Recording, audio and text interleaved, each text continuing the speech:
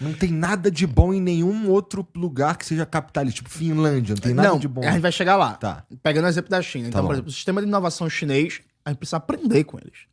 Precisa aprender como foi que eles conseguiram, na casa de 30 anos, disputar a vanguarda tecnológica global com os Estados Unidos. Beleza?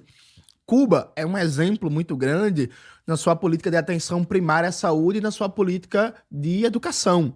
Então, Cuba conseguiu erradicar o analfabetismo e contribuiu para vários países erradicar o analfabetismo. O Brasil nunca erradicou. A saúde em Cuba, na atenção primária e na média complexidade também, e a educação de Cuba, em muitos aspectos, são melhores que o Brasil. A gente tem o que aprender com Cuba. Quando existia a União Soviética, a política de planejamento urbano e de organização de transporte de massa da União Soviética era infinitamente melhor que a nossa, né? Assim, o metrô de Moscou, construído nos anos 30, dá de pau em qualquer metrô que existe hoje no Brasil. Assim, é isso, dá de pau. Desculpa, onde? No Brasil. Não. Em Moscou, nos anos 30. Tá. Eles construíram o metrô de Moscou nos anos 30 e assim, você pega o que foi aquela experiência de engenharia e compara, por exemplo, com o que existe em São Paulo, coitado de São Paulo, tá ligado? Então, assim, tem muito que aprender com a política de planejamento urbano e a política de transporte de massas da União Soviética. Passando, tu gosta do Putin? Não, Tá claro bom, que tá bom, não. tá bom, então vai lá. O Putin... Tá bom. O Putin é um Enéas que chegou ao governo, pô. E aí... O Enéas virou, de certa forma, um herói nacional. A galera aqui no Brasil quem gosta... é maluco. Tá bom, então. Tá. Faz isso comigo não, pô. Mas aí, então, assim, tem várias experiências positivas pra gente pegar, além, evidentemente, dos aspectos políticos também, né? De experiências de autogestão operária, democracia socialista, do que deu certo, o que deu errado. Teve coisas que deram errado, por exemplo, na União Soviética, que a gente não pode repetir, como a certa militarização das ciências sociais, uma ideia de fazer de debates teóricos questão de direção do Estado, o Estado decidir quem tá certo na controvérsia da sociologia. Enfim, coisas que não podem ser repetidas. Tem também experiências de países capitalistas que a gente tem que aprender. Acabei de citar o exemplo da Índia. A política da Índia para o seu complexo econômico e industrial da saúde é uma política que eu acho que a gente tem o que aprender, que a gente tem o que observar ali. E do mesmo jeito que tu citou a Finlândia, por exemplo, do ponto de vista educacional, a Finlândia também é um exemplo muito positivo para a gente aprender. Só que tudo isso absorvendo essa experiência para pensar a realidade brasileira. Acho que nós comunistas, nós somos internacionalistas. Então nós lutamos pelo fim do capitalismo no âmbito global. Nós temos solidariedade às lutas da classe trabalhadora no mundo inteiro. Por exemplo, nesse momento, a gente está sempre em ações, em atos, em campanha, em denúncia, em solidariedade ao povo palestino contra o genocídio que Israel está praticando lá em Gaza. Agora, o fato de nós sermos internacionalistas não nega que nossa maior prioridade, nossa maior contribuição à Revolução Mundial é fazer a Revolução Brasileira. A maior contribuição que um comunista no Brasil pode dar para a derrubada global do capitalismo é derrubar o capitalismo no seu país e começar um processo de construção de uma outra sociedade. Tá. Deixa eu te perguntar uma outra coisa que tem a ver com... Bom, tu é um comunista e você está falando muito de como deveria ser o governo, como deveria ser o Estado, com a abolição, tipo uma revolução brasileira e tudo mais. As pautas progressistas que tem a ver com direitos LGBTQIA+, sei lá como tá a sigla agora, todas essas pautas que tem a ver com sei lá... Opressões. Isso. Isso entra na brincadeira também, porque até agora a gente só falou de Estado e de funcionamento do Estado, de uma forma geral, né?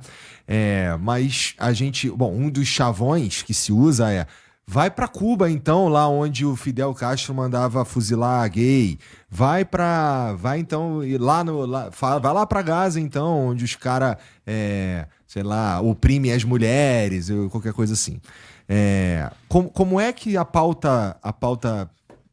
Eu não sei nem como chama. Essa pauta contra as opressões se encaixam na ideia, na tua ideia de comunismo. Tá, vamos lá.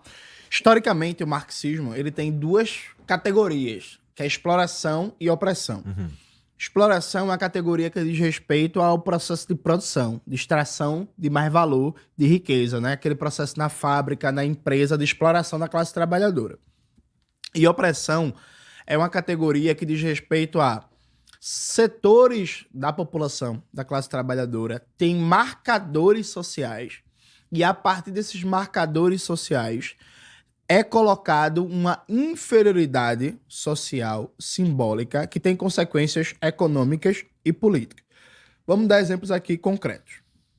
No Brasil, historicamente, dado o processo de formação da sociedade colonial para uma sociedade capitalista, a mulher estava num lugar subalterno na sociedade colonial e se mantém num lugar subalterno na sociedade capitalista. Mas o capitalismo ele precisa de trabalhadores para funcionar. Só que os trabalhadores não nascem em árvore, né? Deus não tá mais lá no Jardim do Éden criando gente. O comunismo precisa de trabalhadores também. Então, também, mas a lógica é diferente. O capitalismo precisa de trabalhadores. Como é que se cria os trabalhadores?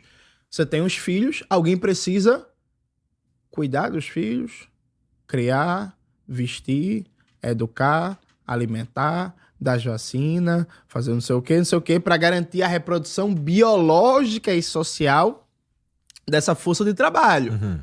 Quem é que faz essa função? Ela poderia ser coletiva. O cuidado das crianças poderia ser uma função de toda a sociedade coletivizada. No capitalismo, essa função é privatizada para a família.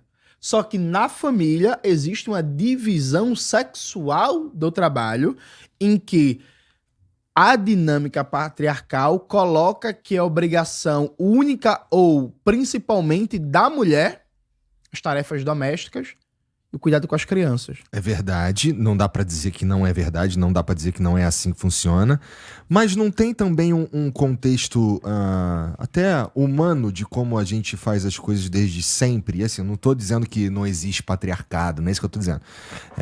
O que eu tô dizendo é que que é natural, ou me parece, posso estar falando uma puta burrice, mas se olha pra natureza de uma forma geral, é com as mães que as crianças se criam, não é? Tá. E assim, quando a gente tava nas cavernas, supõe-se que era assim. Tá, eu poderia responder isso de duas formas. Poderia citar uma porrada de exemplos históricos em que não era assim, que a sociedade era matriarcal, que as mulheres lideravam, inclusive tinham funções de chefiamento político e de guerra. Mas vamos dar um exemplo mais simples. Veja, eu tenho 2 sobrinhos, Tá. né? Eu não tenho sobrinhas, né? Ainda. Mas, olhando na criação dos meus sobrinhos, um sobrinho meu tem 5 anos. Ele não aprendeu ainda a lavar os pratos. Não, eu não nego, não tô... Não, mas repare como é que isso vai sendo criado. O processo de cuidado, não imagine só cuidado como amamentar, não. Há uma economia do cuidado que garante a reprodução social. Desde que a gente é criança, meu sobrinho de 5 anos não sabe lavar os pratos. Se fosse uma sobrinha, eu garanto a você que ela saberia lavar os pratos. Eu garanto a você que ela já saberia varrer a casa. Eu garanto a você que ela, se pá, já começaria a saber a lavar roupa, né? Ela ia ser, desde pequena, treinada para fazer os trabalhos da reprodução social, que é um trabalho não pago, né? Porque a reprodução acaba sendo privatizada. Então, por exemplo, o capitalismo, ele explora a mulher no ambiente de produção da fábrica, da empresa, e a mulher, numa estrutura patriarcal machista, tem um papel a mais como garantidora da reprodução social, um trabalho não pago. Então você tem uma exploração fora de casa e uma exploração de um trabalho que deveria ser socializado, mas é privatizado, não pago e não reconhecido enquanto trabalho. Porque o que mais tem é dizer assim... Não, eu não trabalho fora não, eu fico só em casa. Só que quem tá em casa trabalha mais do que tá... Sim. Enfim. Então, isso é um exemplo, por exemplo, de uma opressão. Há uma dinâmica, inclusive, vamos lá, é historicamente muito recente na sociedade brasileira a normalização da mulher trabalhar fora, né? Sim. Se a gente pega o Brasil como um todo, não só os grandes centros urbanos, a gente tá falando coisa de 20, 40 anos, né? Porque se a gente for para várias regiões do Brasil 40 anos atrás, a ideia da mulher trabalhar fora, da mulher não...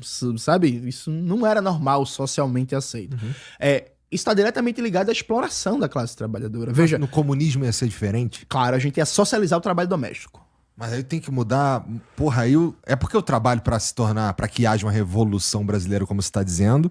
É um trabalho de transformação da mentalidade muito profundo. Justamente. A revolução é uma transformação econômica, social, subjetiva, simbólica, cultural. Que nós não vamos ver enquanto a gente nesse tempo de vai vida. ver, por que a gente não vai ver? Tu vai morrer amanhã? Olha, cara, porque assim, olha, do ponto de vista. Eu acho que ia precisar de uma catástrofe no. Não. Precisa da gente ganhar cada vez mais força e organização na classe trabalhadora. Mas assim, tu tem 40 anos, né? Uhum. Tu quando tinha 20 anos, tu imaginava que a gente ia ter um imbecil com o Bolsonaro presidente? Não. A história é feita de imprevistos. O que hoje... Veja, a gente cresceu vendo a polarização PT e PSDB. Uhum. A gente achou que seria pra sempre petistas e tucano ali disputando. A história tem imprevistos. Quem é o vice-presidente da República hoje? É, um tucano, né? Eles estão nem disputando mais, estão juntos, agarrados. Doutor Geraldo, eu tenho a saudade da época que o povo chamava Geraldo Alckmin de fascista. Eu acho que é mais adequado, mas tudo bem. A história tem imprevistos, tem contingentes. É claro que hoje a maioria da população brasileira não tem acesso a um debate marxista. Não está em organizações revolucionárias. Mas ninguém garante que não estará daqui a 5 anos. Inclusive, há 10 anos atrás... 10 anos não é muito, porque a internet era pouco socializada no Brasil. Mas há 5 anos atrás, era quase impossível alguém falar assim, pô, vai ter um comunista que vai ter mais de 1 milhão de seguidores nas redes sociais, vai rodar o Brasil, vai dar entrevista por todo canto, porque o comunismo vai voltar a ser popular para setores da classe trabalhadora brasileira. Há 5 anos atrás, se alguém falasse que eu existiria, tu ia dizer assim, não, pô, comunismo, esse negócio saiu de moda.